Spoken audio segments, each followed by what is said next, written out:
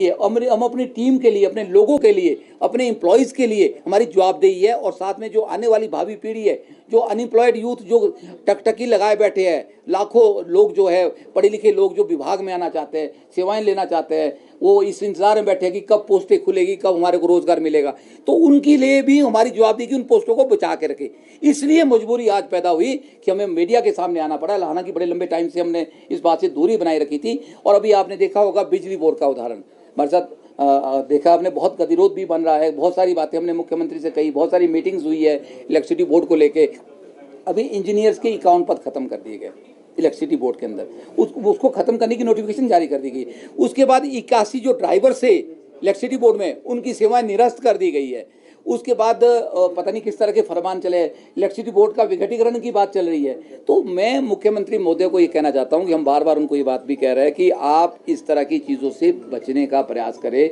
आप इस तरह की बातों में क्यों पड़ रहे हैं? और सबसे पहले मुख्यमंत्री महोदय ने ये बात मेरे साथ भी बहुत बार कही है कि हम इलेक्ट्रिसिटी बोर्ड और को बहुत जल्दी पेंशन देने वाले हैं, ओपीएस के दायरे में लाने वाले हैं। एक और विभाग की मैं आपसे बात करना चाहूँगा, जिला परिषद के लोग, वो भी हमारे साथी है, उनको पंचायती राज में लाना था क्योंकि वो लोग अभी भी नियमित नहीं हो पाए, उनको पेंशन नहीं मिल पाई है, उनको विभाग में मर्ज नहीं कर पाया। तो उनके लिए भी मुख्यमंत्री ने कहा था जैसे ही सरकार में आएगी हम पंचायती राज को जो है उसमें के दायरे में लाएंगे, जिला परिषद पूरे काडर को।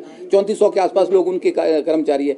तो इस तरह के बड़े सारे इश्यूज है जिसको मुझे लगता है कि मुख्यमंत्री को बैठ के सुलझाना चाहिए, बैठ के सुलझाने की आवश्यकता है। अन्यथा ये बातें बिगड़ जाएगी बहुत ज़्यादा, ये बहुत ज़्यादा बिगड़ जाएगी। अभी अल्टीमेटम दिया इलेक्ट्रिसिटी बोर्ड ने, आपने देखा होगा। अभी वर्मा जी अपनी बात कहेंगे, खरवाड़ा जी भी कहेंगे, पेंशनर्स हमारे साथ हैं, सभी लोग हमारे साथ हैं। देखिए, अगर इस तरह की स्थितियां पैदा होगी, डॉक्टर्स के बहुत से पद खाली चले हुए हैं फील्ड्स के अंदर, पीएससी के अंदर, क्या उनको अब खत्म करने जा रहे हैं? किस तरह की सेवा देनी? और अगर टीचिंग फैकल्टी की मैं बात करूँ तो हमारे तो 15,000 पद खाली चले हुए हैं। तो क्या वो सारे पद खत्म हो जाएंगे? तो कैसे हम एजुकेशन, कैसे हम राष्ट्र को, प्रदेश को आगे ले जाने की बात कर रहे हैं? कैसे हम क्वालिटी एजुकेशन की बात कर रहे हैं? हम तो बड़ी बड़ी बातें कर रहे हैं कि हम प्रदेश को जो है नंबर 1 पे लाएंगे शिक्षा क्षेत्र में, हम प्रदेश को नंबर 1 पे लाएंगे पूरी गुणवत्ता के क्षेत्र में। तो जब इम्प्लॉयज़ ही हमारे पास नहीं रहेंगे या उनको हम थोड़ा सा कॉन्फिडेंस में लेके आगे नहीं बढ़ेंगे, तो मुझे नहीं लगता कि इस तरह की बातें होगी। आए दिनों डिफरेंट तरह की चीज़ें चल रही है, गतिरोध बढ़ता जा रहा है, कभी सचिवालय के साथ गतिरोध है, कभी किसी और के साथ गतिरोध। हालांकि ये बातें मैटर नहीं करती है। हमने कहा कि आप तनख्वाह 1 को नहीं देंगे तो 5 को देंगे, 5 को नहीं देंगे तो 10 को देनी तो पड़ेगी, कोई बात नहीं है। पर इम्प्लॉयज़ के ड्यूज है, आज फिर से दोबारा से वही 13% पे आ गए हम। हमारा जो डी है वो 13% पे आज फिर खड़ा हो गया। कोई बात नहीं है, हम भी सरकार के साथ हैं। हमने सरकार को बिल्कुल समय दिया, सरकार को टिकने का, उसको समझने का, उसको अपने रिसोर्स जनरेट करने का समय देने की आवश्यकता होती है, हमने वो दिया।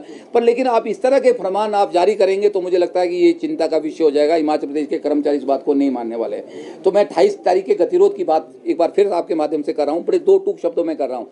ये मेरा डिसीजन नहीं है, ये संयुक्त कर्मचारी महासंघ के पूरे साथी, पूरी टीम है, सबका डिसीजन है कि जो इलेक्ट्रिसिटी बोर्ड ने जो मेमोरेंडम दिया हुआ है, जो अल्टीमेटम दे रखा है, 28 तारीख पूरे प्रदेश के अंदर इलेक्ट्रिसिटी बोर्ड का फिर से धरना होने वाला है 2 दिन बाद।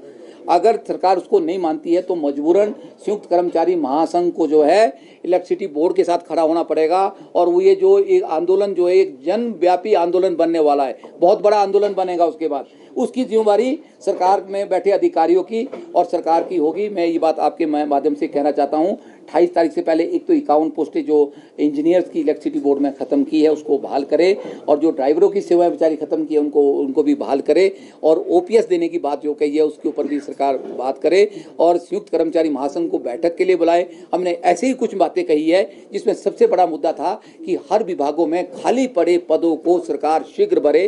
वो चाहे बोर्ड है, चाहे निगम है, चाहे एचआरटीसी है, चाहे यूनिवर्सिटी है, चाहे कोई और भी डिपार्टमेंट क्यों नहीं है, हम सबको लेके बात कर रहे हैं। वो चाहे पेंशनर की बात है, पेंशनर भी अपने लिए जो है जो उनका एक ड्यूज़ है उसको लेके वो एक उम्मीद की टकटकी होती है कि भाई हमारे को कब हमारे बेनिफिट मिलेंगे। उनके पास और कोई रिसोर्स नहीं है, वो भी सरकार के ऊपर बैठे हुए अपनी पेंशन के ऊपर निर्भर है। तो उनकी तरफ भी सरकार बात करे। और मुझे लगता है कि डायलॉग करना बड़ा ही इंपॉर्टेंट है। सरकार जब डायलॉग से बचेंगी ना तो कम्युनिकेशन लॉस जिसको कहते हैं ना वो होता रहेगा, वो एक गैप आता रहेगा। उससे मैं क्या समझ रहा हूँ या ये जो लेटर निकला है इसका मतलब क्या है, या उसके बाद मुख्यमंत्री ने जो दूसरी चिट्ठी आपको दिखाई उसका स्पष्टीकरण क्या है, ये चीज़ें तब जरूरत पड़ती है हमें, तब इस तरह की बार बार चिट्ठियाँ निकालनी पड़ती है। अन्यथा एक चिट्ठी के बाद दूसरी चिट्ठी निकालने की जरूरत उसी टाइम उसी दिन आपको सेम चिट्ठी निकालने की जरूरत क्यों पड़ी?